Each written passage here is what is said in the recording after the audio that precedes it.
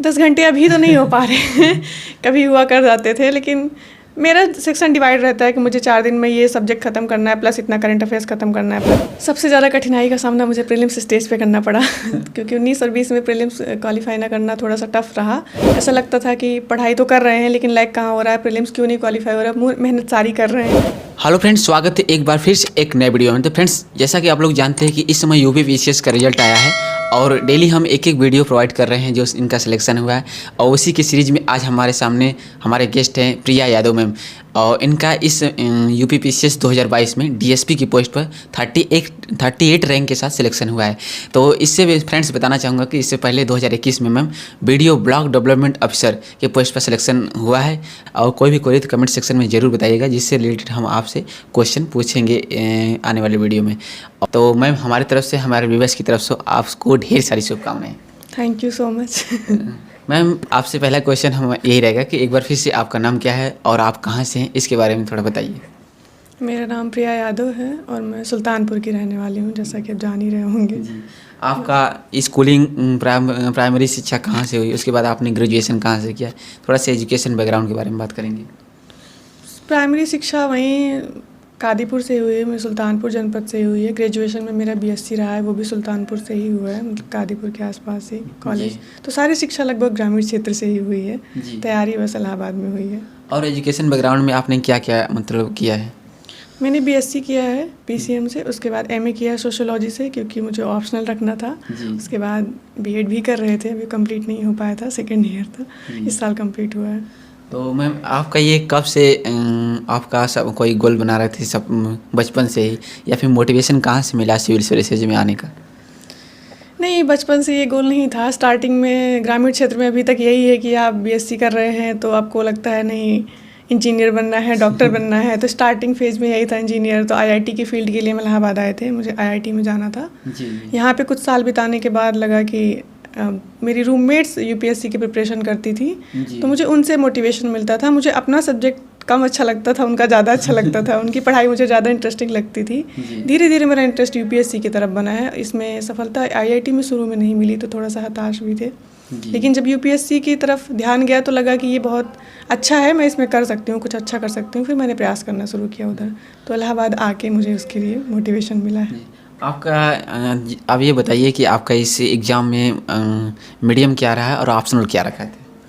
मेरा मीडियम हिंदी था और समाजशास्त्र मेरा ऑप्शनल था। जी, आपने जो जीएस के पेपर होते हैं उसे आपने हिंदी मीडियम में ही लिखा था? जी, मैंने सारा पेपर हिंदी मीडियम में ही लिखा है अभी तक। जी, और मैम थोड़ा सा बात करेंगे कि और इसे सिलेक्शन होने के बाद इससे आपका फैमिली रिएक्शन क्या रहा है, और इससे पहला सिलेक्शन हुआ था, बहुत अच्छा रिएक्शन था क्योंकि पहला सिलेक्शन पहला ही होता है। आप कोई भी सफलता अर्जित कीजिए, वो भूलता नहीं है। इस बार भी सब बहुत खुश हैं क्योंकि इम्प्रूवमेंट हुआ है, तो सबको लगता है कि अभी और आगे जाएंगी और मेहनत करेंगी। और बहुत उम्मीदें जुड़ गई हैं सबको मुझसे कि बहुत अच्छा करना है, यूपीएससी तक जाना है।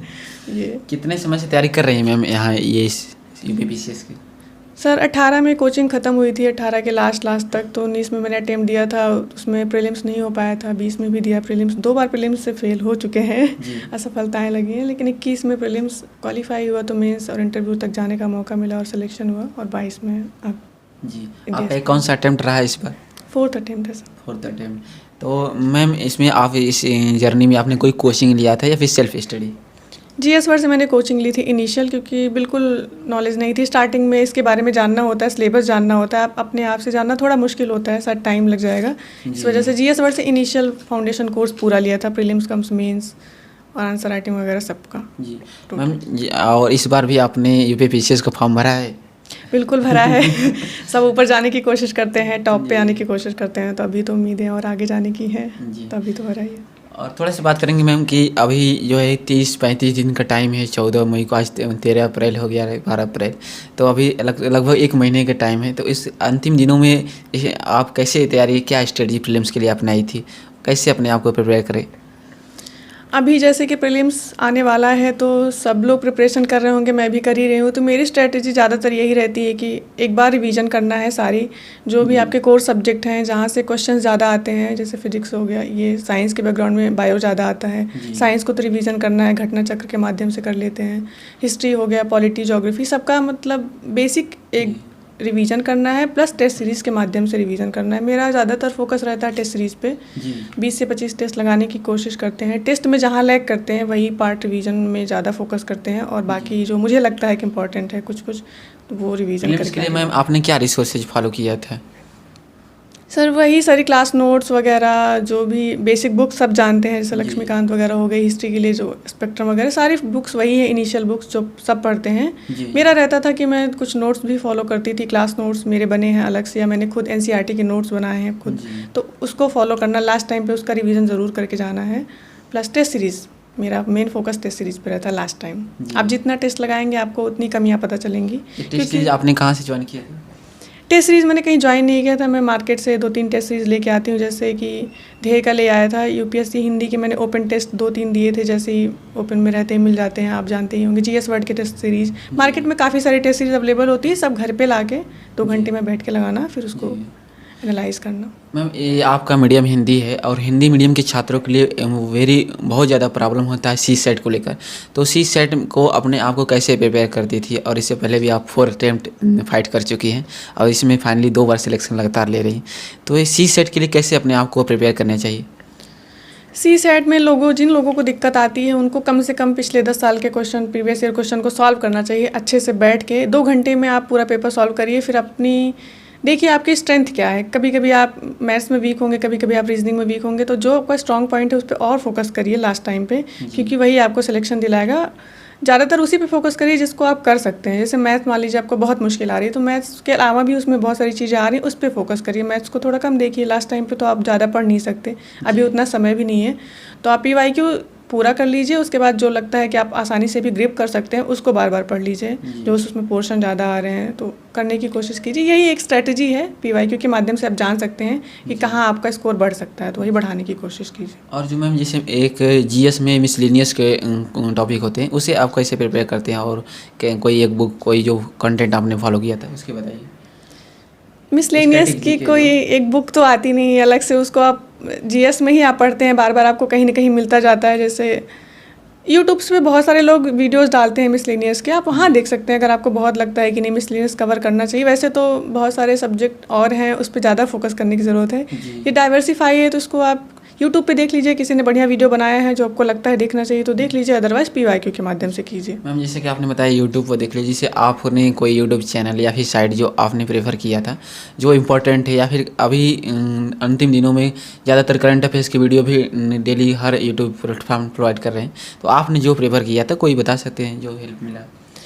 मेरा यूट्यूब से सबसे बड़ा जो मैंने प्रेफर किया वो ये था, यूट्यूब के माध्यम से मैंने करंट अफेयर्स प्रिपेयर किया था, स्टडी फॉर सिविल सर्विसेज के मंथली करंट अफेयर्स, उसके मैं खुद नोट्स बनाती थी, वीडियो सुनते थे। कभी कभी सुनने से आपको हेल्प मिलती है एग्ज़ाम में क्वेश्चन को पकड़ने में, आंसर को पकड़ने में, तो आप यूट्यूब से करंट अफेयर्स पढ़ सकते हैं। और बहुत सारी चीज़ें यूट्यूब के माध्यम से पॉसिबल, जैसे यूपीएससी हिंदी भी काफ़ी यूट्यूब पे अच्छा कंटेंट प्रोवाइड कराते हैं, उनका भी देख सकते हैं। जीएस वर्ड में भी बहुत अच्छे आते हैं, आपको जो सही लगे। मैंने तो जो फॉलो किया था वो बस करंट अफेयर्स का फॉलो किया था, मंथली वीडियो, उससे मुझे हेल्प मिली थी करंट और कोई मैम जैसे साइट जो जिससे नहीं समझ में आ रहा है, जो आप डेली फॉलो करती थी, जो डेली जैसे करंट अफेयर्स पर आ रहे हैं?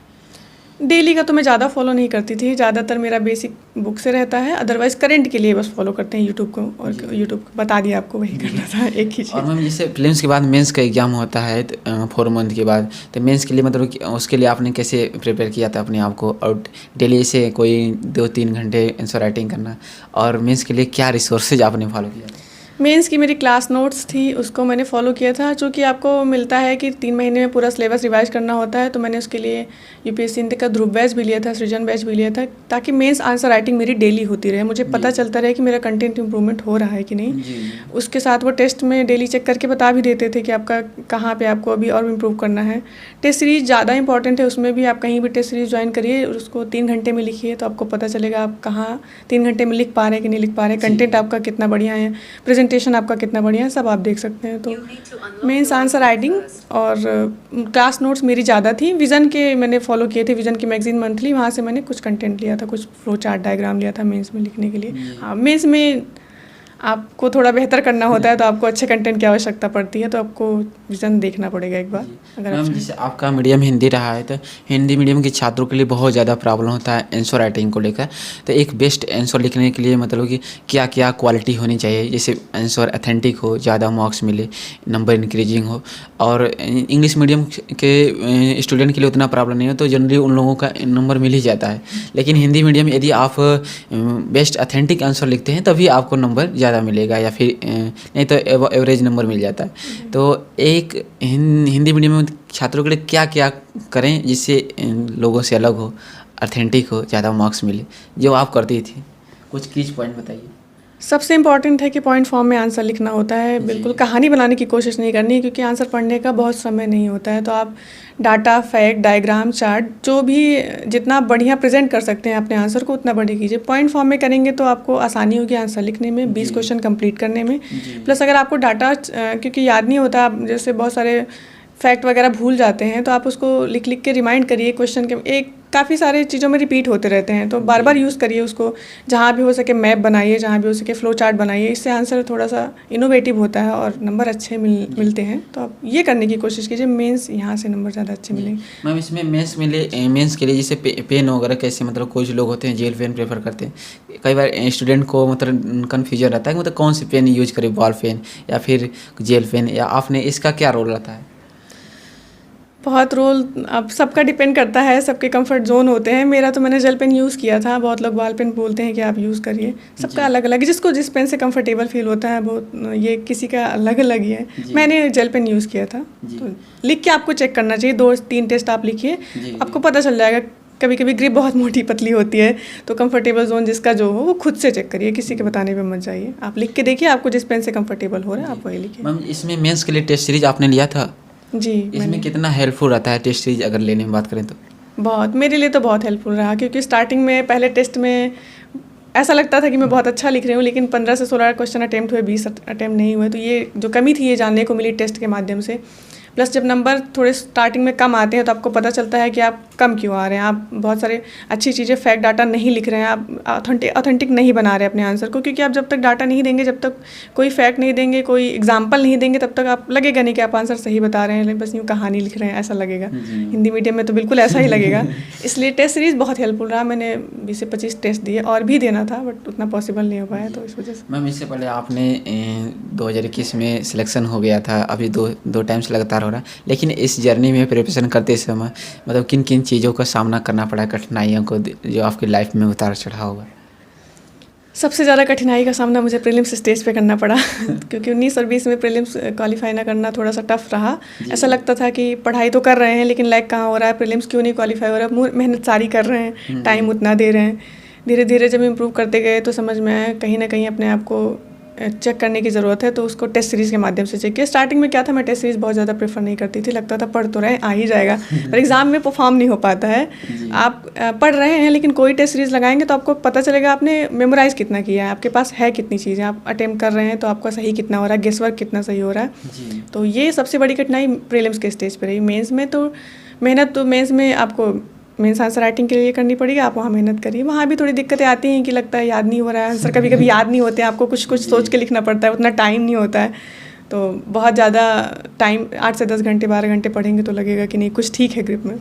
तो मेंस के लिए ठीक था, प्रीलिम्स में मुझे थोड़ी समस्या आई थी। अभी तो मैम आपकी तैयारी चल ही रही है, तो डेली कितना घंटा पढ़ाई को निकाल लेती है या फिर पढ़ लेती है? घंटे बहुत इंपॉर्टेंट नहीं है, लेकिन अभी जो समय है जैसे कि 1 महीने बचे हैं, अब यहाँ पे आपको 8 से 10 घंटे पढ़ना ही पड़ेगा मिनिमम। आप इतना पढ़ेंगे तो आप सिलेबस रिवाइज कर पाएंगे, टेस्ट कर पाएंगे, अपने आप को इम्प्रूव कर पाएंगे। वैसे डेली अगर आप पूरे साल भर पढ़ रहे हैं तो 5 से 6 घंटे 4 घंटे बहुत होते हैं, लेकिन लास्ट टाइम में लोगों के बढ़ जाते हैं, तो घंटे बहुत मैटर नहीं करते हैं। ये डिपेंड करता है आप पहले कितनी अच्छी पढ़ाई कर रहे थे, डेली रेगुलर पढ़ाई कर रहे थे कि बस बीच बीच में पढ़ रहे थे। रेगुलर वाले हैं तो उनको उतनी समस्या लास्ट में नहीं आएगी, वो उतना पढ़ रहे हैं जितना पहले पढ़ रहे थे। लेकिन अगर आप बिगनर्स हैं तो थोड़ा सा टाइम ज़्यादा देना पड़ेगा इस लास्ट 30 दिन में। आपकी डेली रूटीन क्या रहती है, मतलब कि इस सब्जेक्ट को इतना पढ़ना है, मतलब ऐसे कोई डायरी राइटिंग्स करते हैं कि क्या, मतलब रूटीन क्या रहती है?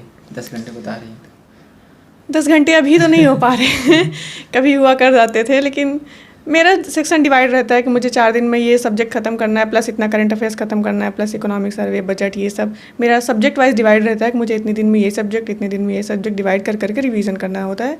रिवीजन के साथ रूटीन बनाया होगा डेली, मतलब कि इसमें इतना पढ़ना है इस दिन में। हाँ, 3 तभी ना। जी बिल्कुल, क्योंकि बिना उसके हो नहीं पाता है। आपके मन में टारगेट होना चाहिए कि मुझे इतना करना है, तभी पॉसिबल हो पाता है।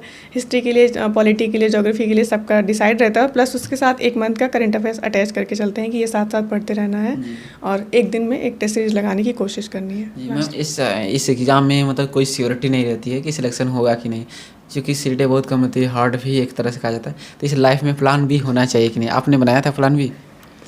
नहीं सर, अभी तो कोई प्लान भी नहीं था। अब मेहनत करेंगे तो आपकी अब सफलता। तो सिलेक्शन तो हो गया, लेकिन आपसे जो मतलब हॉनेस्टी टू बी हॉनेस्टली पूछा जा रहा है कि आपने सोचा था कि अगर नहीं होगा तो क्या होगा, फिर क्या करेंगे लाइफ, ऐसा कभी? अभी तो मेहनत कर रहे थे कि नहीं, उम्मीद ही होगा, ऐसा लगता था कि मेहनत कर रहे हैं, सक्षम हैं तो ज़रूर होना चाहिए। आप 2-3 साल अच्छे से दीजिए, आप जितनी मेहनत कर सकते हैं, जितने पास आपकी क्षमता जितनी है उतनी दीजिए। आपको खुद ही समझ में आ जाएगा कि आप एग्ज़ाम क्वालिफाई कर सकते हैं कि नहीं, आपकी पोटेंशियल कितनी है, आपकी कमजोरियाँ कहाँ हैं। कम से कम 2-3 साल एक चीज़ पे फोकस करना ही चाहिए, क्योंकि इतना अनसर्टेन एग्ज़ाम है, कभी प्रीलिम्स होगा, कभी मेंस नहीं होगा, कभी इंटरव्यू भी नहीं होगा। तो थोड़ा पेशेंस रखना होगा। आप डरिए मत कि नहीं हो रहा है तो चलिए दूसरा फील्ड देखते हैं। दूसरे में भी मेहनत ही करनी है, यहाँ भी मेहनत ही करनी है, यहाँ थोड़ी ज़्यादा करनी है, तो आप एग्ज़ाम भी बढ़ा दे रहे हैं। इस वजह से थोड़ा पेशेंस के साथ मेहनत करिए और अपने आप पे विश्वास रखिए। जो पढ़ रहे हैं उस पर विश्वास रखिए, बार बार उसको रिवाइज करिए, आप ज़रूर सफल होंगे। मैम जो न्यू स्टूडेंट है, सजेशन उनको अपनी तरफ से क्या सजेशन देना चाहते हैं, जो फेलियर हो रहे हैं और जो इस सिविल सर्विसेज एग्ज़ाम BPSC की तैयारी कर रहे हैं, अपनी तरफ से क्या सजेशन रहेगा आपका? मेरा सजेशन सबसे पहला यही होगा कि आप अगर इनिशियल फेज में हैं तो आप सारी चीज़ों को ब्रॉड कॉन्सेप्ट में बहुत बढ़िया से कवर कीजिए। ये नहीं है कि आप यूट्यूब पे कहीं थोड़ा सा पढ़ ले रहे हैं फिर बाकी चीज़ें बाद में पढ़ रहे हैं, क्योंकि आपको मेंस में दिक्कत आती है। आप एक बार पूरे सिलेबस के साथ गो थ्रू होइए, जो भी एक एक पॉइंट है सब पढ़ रही है, उसके बाद आप अटेम्प्ट दीजिए। आधे अधूरी तैयारी में आप अटेम्प्ट देंगे तो आप प्रीलिम्स तो हो जाएगा, मेंस नहीं होगा, कभी कभी प्रीलिम्स नहीं होगा। दिक्कत यही आएगी कि बीच में फंस जाएंगे आप, ना इधर के होंगे ना उधर के होंगे। तो आपको समराइज में तैयारी करनी है तो पहले पूरे सिलेबस की तैयारी करनी है, उसके बाद रिवीजन करना है। टेस्ट सीरीज़ के माध्यम से प्रीलिम्स में भी मेंस में भी अपने आप को टेस्ट करते रहना है, बार बार एनालाइज करते रहना है कि आप कहाँ पे अभी वीक हैं। उसके बाद आप अटेम्प्ट दीजिए, आप सफल होंगे। लास्ट क्वेश्चन है मैम आपसे कि कोई भी मोटिवेशन या इंस्पिरेशन लाइनें आप शेयर कर सकती हैं हमारे स्टूडेंट के साथ जो आपको आती है, कोई भी मोटिवेशन लाइन? सर अभी तो यही मोटिवेशन है कि लगे रहिए, सिलेक्शन सबका होता है। जो मेहनत करते हैं, जो इस जुनून के साथ मेहनत करते हैं कि नहीं मुझे अंतिम सफलता लेनी है, अब अभी इतने सारे डिस्ट्रैक्शन से वहाँ नहीं जाते हैं तो सफल होते हैं। मेहनत ही है, आपको थोड़ा स्मार्ट स्टडी करनी पड़ेगी। कहीं ना कहीं लोगों की स्ट्रेटजी से अपने लोगों की नहीं अपनानी है, जो बता रहे हैं उनकी अपनी पर्सनल स्ट्रेटजी, आप उनको सुनिए, उनके हिसाब से अपनी स्ट्रेटजी बनाइए कि आप कैसे बना सकते हैं, आप अपने आप को बेहतर कैसे बना सकते हैं। इनसे सीख के आप अपनी खुद की स्ट्रेटजी अपने हिसाब से बनाइए, किसी का देख के मत बनाइए, आप ज़रूर सफल होंगे। तो thank you so much ma'am हमारे व्यूअर्स को टाइम देने के लिए और सजेशन देने के लिए, वो सारी चीज़ें बताने के लिए बहुत धन्यवाद। Thank you. तो फ्रेंड्स वो सारी चीज़ें मैम ने इस इंटरव्यू में कवर किया, प्रीलिम्स से लेकर मेंस इंटरव्यू, और उन्होंने सारी चीज़ें एक एक करके आंसर राइटिंग को लेकर, पेन से जो आपके डाउट थे एक एक करके सब छोटी छोटी मिस्टेक को लेकर एक इंटरव्यू में कवर किया गया। आई होप कि यह वीडियो आपको पसंद आएगा, और कोई भी क्वेरी तो कमेंट सेक्शन में ज़रूर बताइएगा, जिससे रिलेटेड हम आपसे क्वेश्चन पूछेंगे आने वाले वीडियो में। और कमेंट्स में यह भी बताइए कि वीडियो आज का कैसा लगा आपको। तो चलिए मिलते हैं किसी नए वीडियो के साथ, तब तक के लिए जय हिंद, जय भारत।